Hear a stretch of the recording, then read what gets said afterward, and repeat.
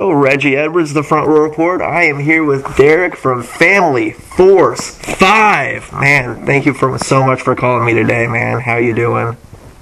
Dude, I'm doing wonderfully. I am enjoying some much-needed time at home before we hit the road for a billion years. Man, you're doing starting the year off early next year. I think it's like January 2nd you're hitting the road. Winter Jam, man. Winter Jam. I've been to Winter Jam a good 4 or 5 times, man. It's always a fun tour. You guys did a tour. Yeah, man, you guys did a tour similar to it with the Rock and Worship Roadshow a couple of years ago. They're laid out and designed pretty similarly.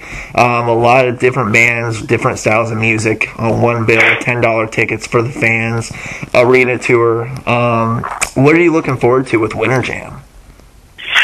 Man, there's not a lot that I'm not looking forward to. It's going to be really, really exciting just to play in front of all these amazing people and to play with these great bands. We're really, really good friends with a lot of those guys, and I just can't wait to see our friends in Jeremy Camp's band and the guys in Skillet and in Building 429 and Viridia. All these bands are just really great, and I got to be honest with you, one thing I'm very excited about is, this is new to me, but I hear that they are like die-hard ping pong players, and that they're like tournaments that happen all the time, and that it gets really serious, and there's ping pong table that travels on the tour. And I've always enjoyed playing. I mean, I don't know that I'm at the level that some of these guys are, but I'm looking forward to improving my game. That's one thing I'm really excited about. That's going to be fun. So, man. Yeah. Well, you got to do, when you're on tour, you got to do a bunch. You got to get creative sometimes with how you spend your time, because being on tour can get boring. Sometimes. I mean, and what better way to do it than ping pong? I mean, a lot of bands play cornhole, but I would love to see a Winter Jam ping pong tournament. That just sounds fun. Well, apparently it happens, yeah. I mean, I gotta be honest with you, I am the opposite of most people on tour. I've heard all these guys talk about life on tour getting boring, and I've never once experienced that, man. I'm just like, there's so much music to make, and there's always people out there that you want to make music with, and there's all this stuff to explore in the cities, and there's cool people coming to the shows, and, figuring out how to get food or healthy food, or, I don't know, I love tour life. I don't often get that bored on it. But I think this ping pong thing is going to be a very welcome change for me. I need to hone the skills a little bit. Hollywood is a really good player too, our drummer, and so we've been talking about trying to get some doubles going. So it'll be nice. tough. Better start practicing this couple weeks before you hit the road. Get your game up again, man. For real. Because, man, if there's a ping pong tournament, I've got a feeling that John Cooper from Skillet is going to be taking that stuff pretty seriously. I've just got a feeling. I think you're probably right about that. But I've also heard, and I'm glad that he's not on this tour only for this reason. Apparently, Colton Dixon is so good at ping pong that he has an endorsement with some company, and they sent him this $1,500 paddle in a deluxe case, and they're like you got a table from them or something like that. Everybody says that he is the man when it comes to it. So wow. I'm kind of thankful he's not on this run that we're going to be on. Yeah, I would be pretty glad about that too, because that just sounds a little scary. So it's intimidating, to say the least. Speaking of fun tours, man, you guys just got announced for Warped Tour for 2015, which is going to be awesome. I've been there the last 2 or 3 years, and it's one of the funnest shows because you've got everybody's there. I mean, and one thing I love about Warped Tour is they've been increasing the amount of Christian bands that they have on the tour lately as well. And so, last year, you had For Today was on the tour. I mean, it's awesome. And seeing Family Force 5 on the main stage at Warped Tour is going to be so cool to see.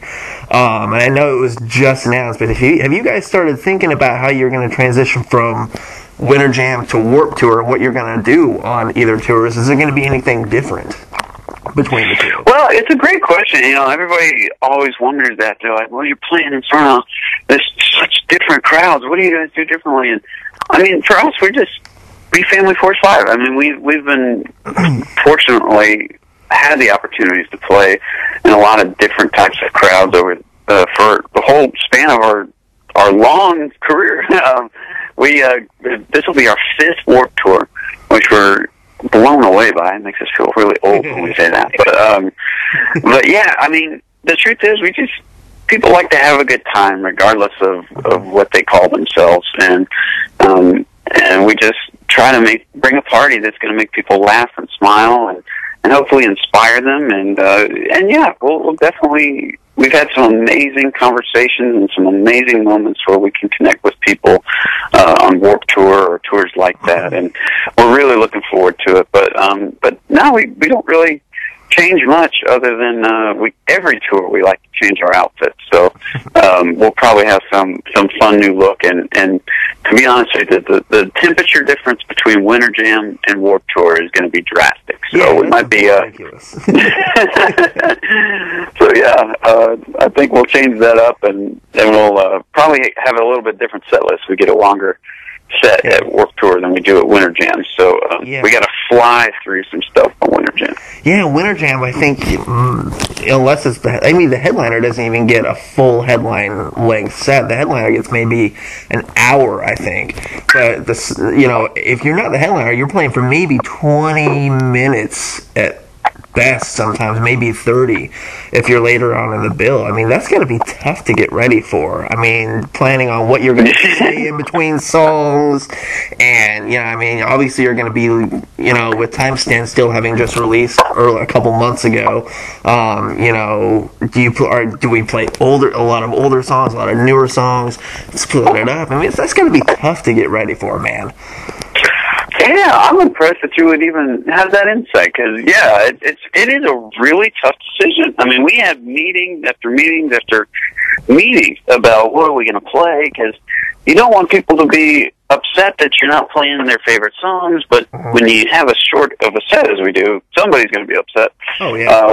But we're doing our best, and I think the set we came up with is really fun. We've been practicing pretty hard, and we just got off tour with the Newsboys, which was a wonderful, wonderful run, and they were really cool. And since our set is so short, we practiced it the last couple of weeks. We practiced for Winter Jam, so we've got it dialed in and feeling really good. And I think, given the amount of time we have, it's about as much of a party as you can pack in that little span of time as possible.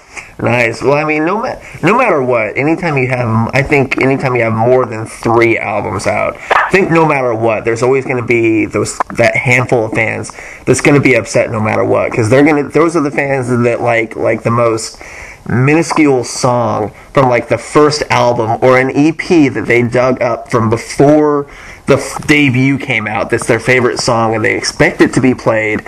And it's like, we would never play that live because we've never played it live, but they still want to hear it, and they're not gonna hear it. Deep cuts, man. That's right. Oh man, that's funny. And you know what? I actually like playing some of those old deep cuts. I'm kind of more like that with we're always working on the set list, and I'm like, dude, wouldn't it be awesome if we played this song that we never play? And they're like, no. Everybody else in the band's like, that'd be horrible. What are you talking about? It's like, I just want to see if anybody remembers the song, Yeah.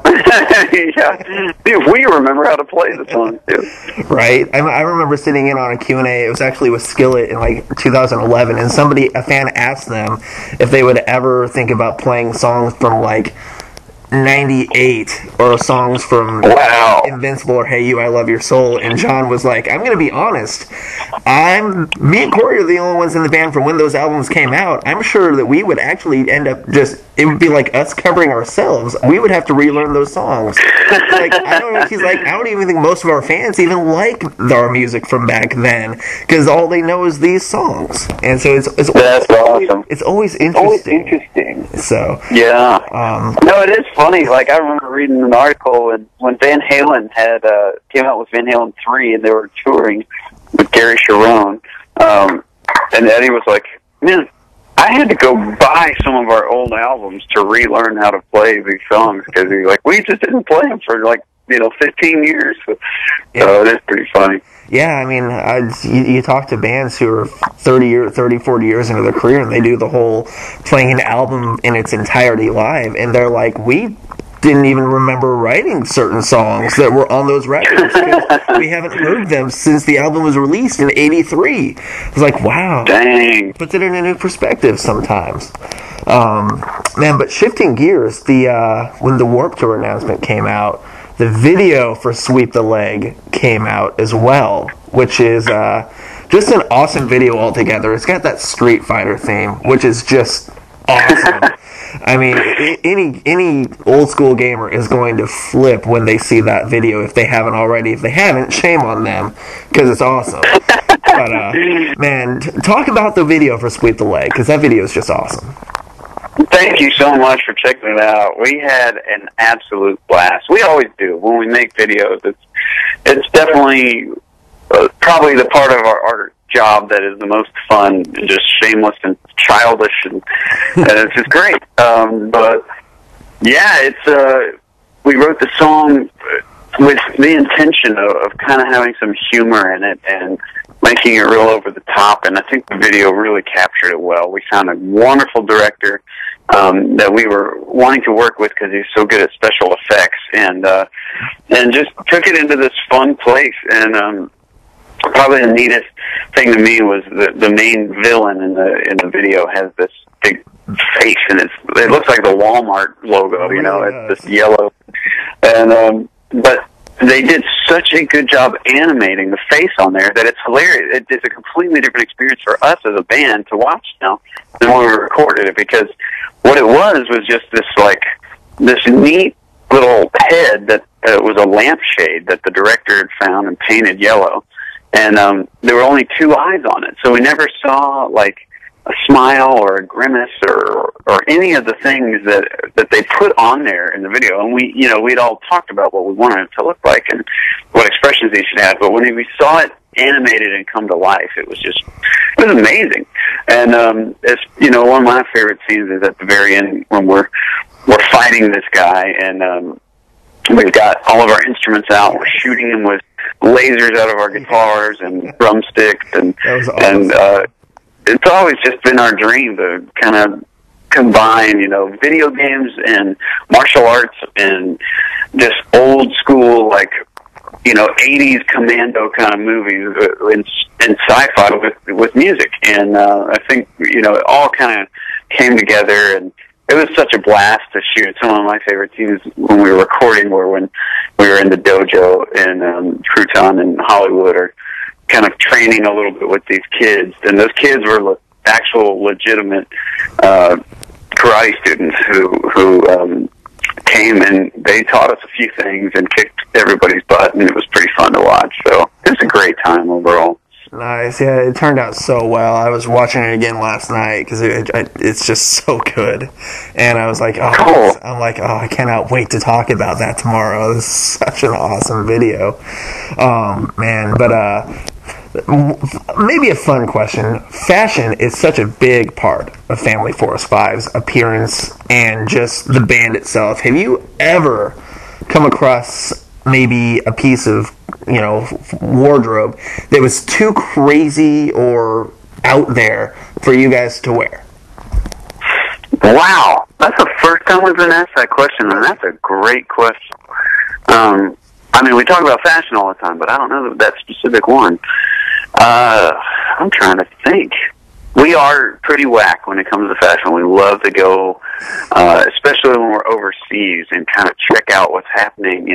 Sweden is always a place where we find really amazing stuff, or the Netherlands, and we went to Norway this year, or we found some incredible stuff in London and Leeds, and living in LA, there's just tons of weird things out there, and I think it's funny for us to look back on what we thought was really rad at a time, or what we did think was kind of stupid that now we think is cool.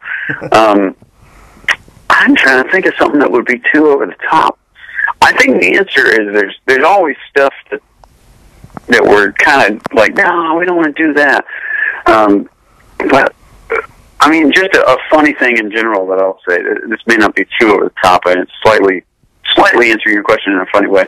But when I joined the band,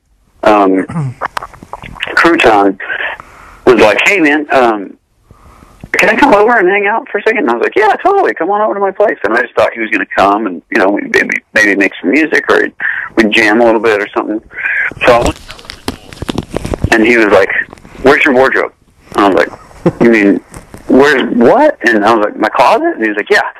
And I was like, "Okay, come check it out." So he walked down, and he came in there, and it was so funny. It was like that show, What Not to Wear. He was like, "Throw that away. That's good. Okay, you can take that on tour. Don't ever wear that again. This one's okay. Yeah, we'll keep this. This one, give it to me, and I'll sew it and make it fit a little cooler and put some stuff on it. And, okay, that one, throw that away." And it was amazing. We sat there, and he picked apart everything. And, you know, there was somebody who was like, "Whoa, that's cool. You got this old Michael Jackson shirt," which got stolen, which I'm bitter about. But, and then he took me shopping. He was like, "We got to go, you know, we need this and we need this." And so we went to all these cool boutiques that I'd never even been to. And he's definitely the fashion king in the band. And he's got some pretty cool tricks up his sleeve for Winter Jam that he's been working on clothes for a couple months for that, and they're going to be awesome. So it is a really fun dynamic that everybody in the band cares so much. And one of the funniest things too to me was when we were looking for a new drummer, and you know, we all have billions of friends who were like, "Oh, this guy'd be awesome, this guy'd be great," and Crouton was like, "Guys, I'm so sorry, but I have the guy. I have the answer." And he was like, "It's Hollywood." And we're like, "Well, I mean, there's so many good drummers out there. You know, what makes you say that?" And he was like, "Just take a look at this." And he showed us a picture of him in this crazy orange suit with these, like, leopard print socks and, like, wild shoes. And we were like, "Yeah, I guess that's the guy." So, you know, in this band, fashion is really important. Nice. Yeah, the appearance is definitely one of the most interesting and fun appearances out of all of the bands on Winter Jam. And in fact, I think you could probably teach some of the bands on Winter Jam a little something, because not that the fashion is bad, because it's good, but definitely maybe Fashion Week on Winter Jam is going to be fun. But man, thank you so much for taking time to talk to me today, man. It's been great. Winter Jam kicks off January 2nd of 2015, goes all the way up through the end of March, I believe. Family Force 5 going to be bringing the party to Winter Jam, man. It's going to be fun. Yes, sir. Well, thank you. We really appreciate the time, and I appreciate your fun questions. And sorry, I got really excited there talking about the fashion. I'm going to keep thinking about whether or not there was one too over the top. You know, that's a good question. I got to think about that. Well, I'll be at Warped Tour in Indy on July 29th. Oh, so, sweet. Awesome. So hopefully we can catch up and continue the fashion conversation. Yeah, at Warped Tour, sometimes it's all just a bunch of tank tops and cut-off jeans that are short now because it's so hot. But that sounds great. That sounds awesome. Awesome, man. Have a great afternoon, man. Thank you. You too, Reggie. You take care, and we'll see you soon. Sounds good. We'll see you.